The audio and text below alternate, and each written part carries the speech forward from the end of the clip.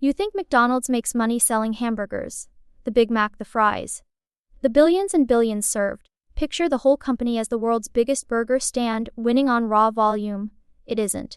McDonald's barely cooks most of the food that carries its name. Its biggest, steadiest, most profitable income doesn't come off a grill at all. It comes from rent. McDonald's is one of the largest landlords on the planet, and the burger is mostly there to make the land pay. Here's how it looks from the outside. McDonald's took in about $25.9 billion in total revenue in 2024. You see the golden arches on 40,000 corners, you smell the fries, and the story writes itself. Sell a cheap burger to millions of people every day, mark it up a little, multiply by a planet's worth of customers. Fast food at scale. The Walmart playbook, but with a drive-through, and the scale is real. At the end of 2024, McDonald's counted 43,000 restaurants across more than 100 countries. That is one of the largest restaurant footprints ever built. So you would assume the money is exactly what it looks like. Food in, cash out, repeated a few billion times a year. The arches sell burgers. McDonald's counts the burger money. Simple. But here's the crack in that story. McDonald's doesn't actually own and run most of those restaurants. About 95% of them are operated by franchisees, independent business owners, not the company. When you buy a Big Mac at almost any McDonald's on earth, the company itself didn't hire the crew, didn't buy that beef, and never sees the price of your meal. Someone else did. The person who took your order works for a local owner who is, in effect, McDonald's tenant. So if McDonald's isn't the one selling you most of the burgers, what exactly is it selling? Once you ask that question, the whole company turns inside out. Here's where the money really comes from. Split McDonald's revenue in two. About $9.8 billion came from the restaurants the company actually runs itself. But the bigger slice, about $15.7 billion, came from its franchised restaurants. And that franchised money is not burger money. It is mostly rent. Look at how the company breaks it out in its own filing. Of that $15.7 billion from franchisees, royalties on sales were about $5.6 billion. Initial franchise fees were less than $100 million. And rent, pure rent on land and buildings, was about $10 billion. Sit with that one number. McDonald's collected more in rent from its franchisees than it earned in total sales from every restaurant it runs directly. The rent alone, $10 billion, was larger than the entire $9.8 billion of burgers, fries, and shakes the company sold across its own counters worldwide. Stack those three numbers up. Rent about $10 billion, royalties about $5.5 billion, initial fees under $100 million. The rent isn't just the biggest piece of the franchised money. It's nearly twice the royalty, and it's the largest single revenue line anywhere in the company. So the single biggest line of money flowing into McDonald's is not the royalty on the brand. It's not the burger. It's the rent check. The most valuable thing McDonald's hands a franchisee isn't a recipe or a logo.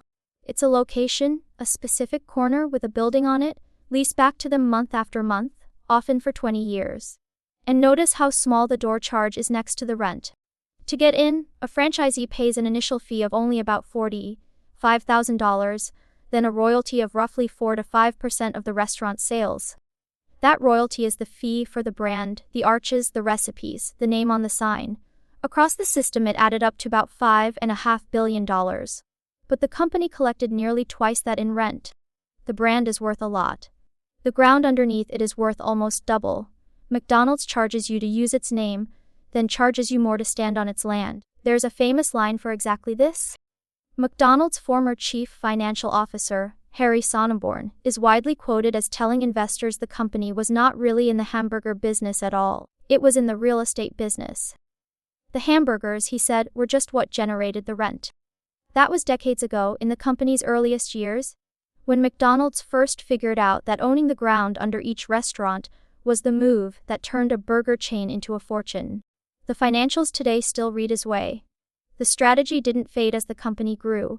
It scaled with it, restaurant by restaurant, corner by corner, until the rent line alone crossed $10 billion a year. So why is renting to your own franchisees so much better than just selling food? Because of what each dollar costs to earn. When McDonald's runs a restaurant itself, every dollar of sales drags along the cost of the beef, the buns, the oil, the wages, the broken ice cream machine. Real food, real labor, real risk, and it shows in the numbers. In 2024, The restaurants McDonald's ran directly produced about $9.8 billion in sales, but after the cost of running them, the margin left over was only about $1.4 billion. Thin. Now look at the franchised side. About $15.7 billion in revenue, and the margin left over was about $13.2 billion. Almost the entire franchised revenue line falls straight through to profit. Put those two side by side and the whole business snaps into focus. The company that cooks the food keeps about $1.40 out of every 10 it takes in. The company that collects the rent keeps more than 8. McDonald's tells you so itself. Franchised margins make up roughly 90% of all its restaurant margin dollars. 9 out of every $10 of restaurant-level profit come from being the landlord and the brand, not from being the cook. And here is the part that really separates the two halves. Think about who paid to build the restaurant in the first place. When someone becomes a McDonald's franchisee, they don't just pay a small fee for the name. They sink hundreds of thousands of dollars, often well over $1 million, into the kitchen equipment, the seating, the signs, the decor, the drive-through.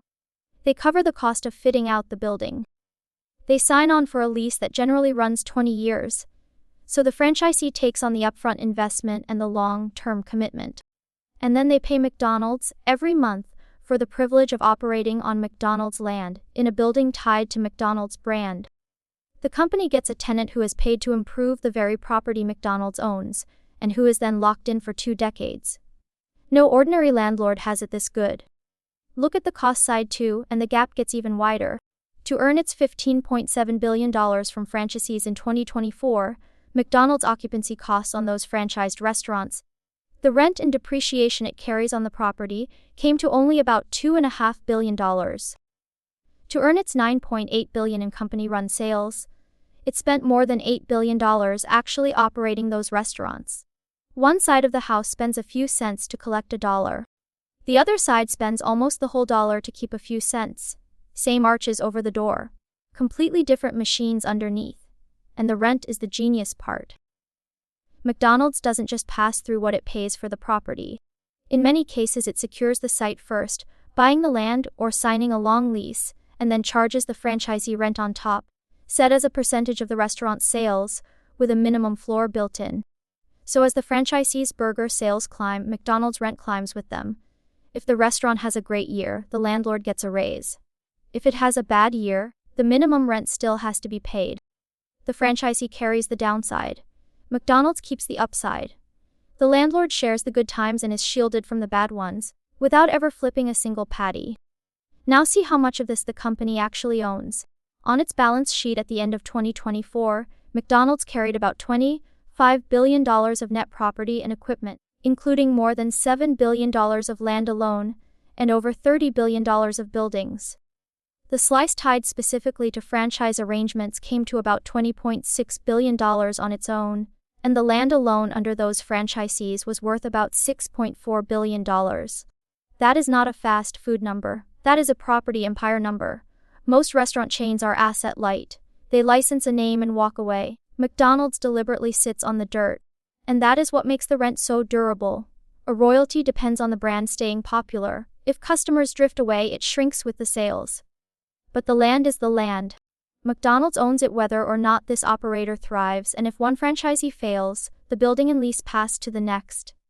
The dirt outlasts the tenant. That is why the company keeps so much profit even a hard year. Of the roughly $11.7 billion of operating income McDonald's reported for 2024, the overwhelming majority traces back to the franchised land and brand side, not to the restaurants it runs directly. The cooking is the volatile part. The collecting is the stable part. And that real estate throws off the kind of cash flow a property company is built to love, contracted, recurring, and predictable. McDonald's own filing shows that under the leases already signed, franchisees owe it roughly $2.9 billion in minimum rent in 2025 alone, money locked in by contract before a single customer walks in. And that is only the first year.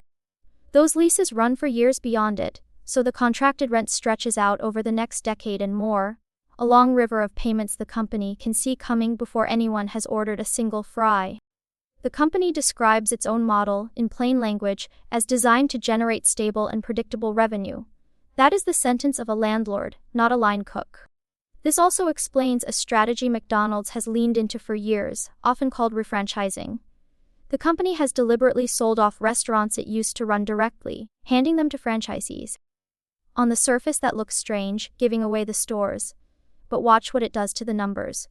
McDonald's sheds the food, the labor, and the daily operating risk, and in exchange it keeps the rent and the royalty, the high-margin half.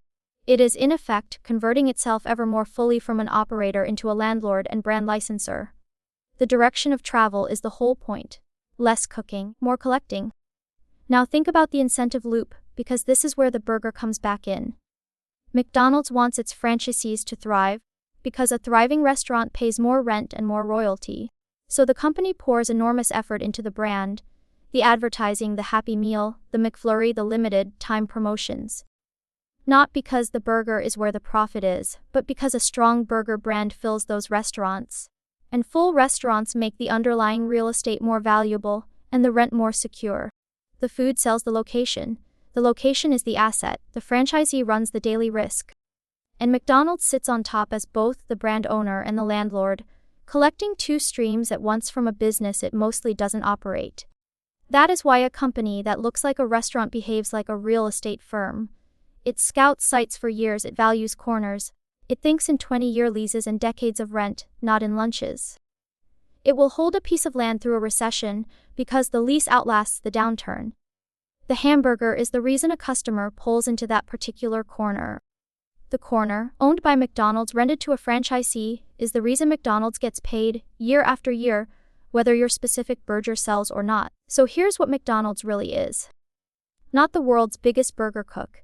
It's the world's most famous burger brand, sitting on top of one of the world's biggest piles of commercial real estate, leased back to the people who actually do the cooking. The food is the franchisee's business. The land and the brand are McDonald's business. The burger generates the rent, and the rent is where the money lives. And once you can see that shape, you start spotting it everywhere. The company you think sells you a product is often really renting out the ground, or the platform, that the product runs on. The thing on the counter is the draw. The real money sits underneath it, in who owns the corner, the contract, the lease you never see. The hotel chain that owns no hotels and collects fees on someone else's building. The credit card network that touches none of the money and charges a toll on all of it. Same move, different counter. Next time, a brand you think sells you a bottle of soda when the company itself barely touches a bottle at all. That's Coca-Cola. And the money is not in the drink.